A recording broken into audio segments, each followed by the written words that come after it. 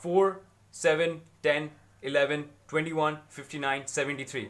This is not a phone number, these are the minutes when in the game City versus Spurs in the second leg of the quarterfinals. These are the minutes when the goals were scored. A 7 goal thriller divided in 4 and 3, 4 towards City and 3 towards Spurs. Aggregate it's 4-4, but Spurs goes on to the next round, which is the semi-final against Ajax, just because of a home away goal advantage.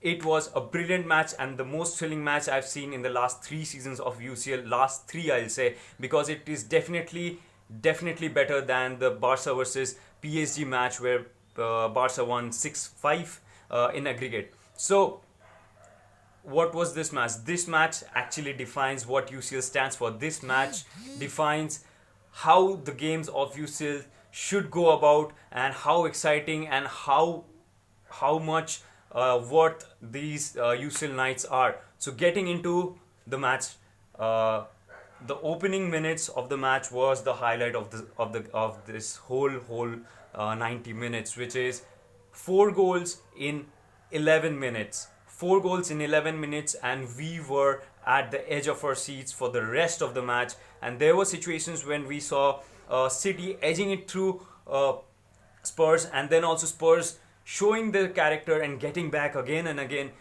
But at the end, it was Llorente shooting and scoring the goal from his waist after many VAR analysis. It was confirmed that it was from his waist that he scored, and it was not a handball. So getting into the match timeline slowly. So first of all, the injury of Sissoko. Sissoko was playing brilliant, but due to his clash with Kevin De Bruyne, he could not continue any further. So Llorente was brought in place of Sissoko. But as Llorente was brought in, I think this was a brilliant decision. Though it looked a bit costly decision, but it was good as Son had to play a bit deeper role as Llorente had come on. But it did help in the build up, and it did help at the end of the game. So moving on, Son has been shown a yellow card, and thus this means that he's going to miss the first leg of the semi-finals against Ajax, and it might be a costly thing for Spurs, considering they don't have Kane, and Kane is probably out for the season now. So moving on, there was a free kick by Kevin De Bruyne, which was brilliant, but the dip in the ball was perfect, but the timing was not. The timing of the dip was not, because the ball dipped just after it crossed the bar, but the dip was it. He did manage to bring down the ball, but hard luck for him, he could not bring down the ball on time. Also, Hugo Lloris was brilliant. So was Ederson, but I'll say Hugo Lloris edged it past Ederson in the battle of the goalkeepers, because he saved a lot of goals, and the goals we thought it was going in, but he somehow managed to scramble it apart and get and keep Spurs in the game. Next, Sterling.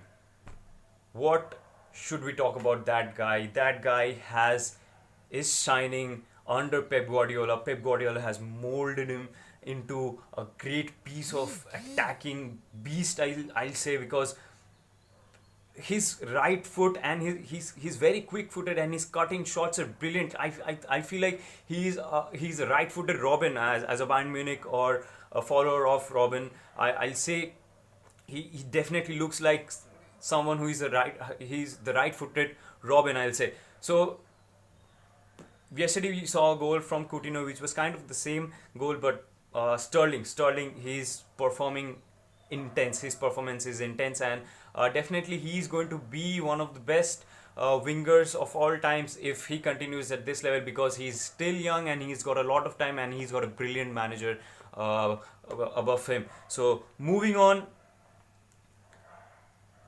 Fernandinho. So when City was leading, Fernandinho came on, which was a very good decision. Fernandinho came on in place of David Silva. David Silva providing the creative gameplay, but Fernandinho did give City the defensive outlook. And in the last parts of the game, when City was actually trailing in aggregate, not really trailing, but in trailing, in when considered to the away goal advantage that Spurs had, they played two-man defense with Vincent Company and Laporte being the two centre backs, and Fernandinho acting as a layer above them, and two-man defense. Uh, Getting wide were Leroy Sané, who came on at the 82nd minute, I guess. He came on at the 82nd minute. Leroy Sané providing the wide gameplay, and on the other side it was Kyle Walker who widened the game. So and Fernandinho during defense, he provided that layer above the defense so that they could play three-man defense. And in the last minutes, in the dying minutes, City went all out, and also Sterling's goal was disallowed due to offside. And after the Sterling goals, it was hell broke down in Twitter, hell broke down in all social media with goals with City fans hailing Sterling, and they still should hail Sterling because Sterling is a very very important player. Next coming on. Uh, Sergio Aguero. Sergio Aguero, if we say anything, that's going to be less for that man, that marksman of City, that legend of Man City. He thumped his goal, and he gave that light of hope to City as always. And it takes more than three men to bring down Sergio Aguero, and even after that, he has to be fouled if you want to stop him. So he's a brilliant striker, and I have no clue what happens to him during his when he plays for his national side. So these are the timelines, and these are the points where the game panned out really well. And good game for Spurs. Good game. They showed good character, good strength in the back, in the mid, and in the attack. And they defended all together. They moved forward all together. Danny Rose. He got a yellow card for a foul, but in the whole game, Danny Rose and Victor Wanyama was the key in the defensive liners, because Victor Wanyama did serve as a layer above the defense and did help in the build-up, and kind of played as a destructive player he destroyed numerous attacks. And he was great. So in the last goal, Llorente did swing the advantage towards Spurs, and now Spurs have qualified for the semi-finals, and they are going to face Ajax, which is going to be a very very high-paced game because Ajax is in great form. And yesterday they beat Juventus and they did qualify for the semi-finals. It was a brilliant game, and Ajax is on top form. And the only thing that is bugging me is that this Ajax team is going to break down at the end of the season because key players like De Jong and De Ligt are going off to, and it is confirmed that they're going to different teams in some other teams.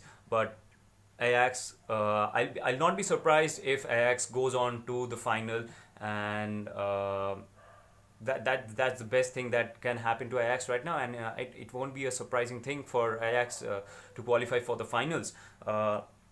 Next is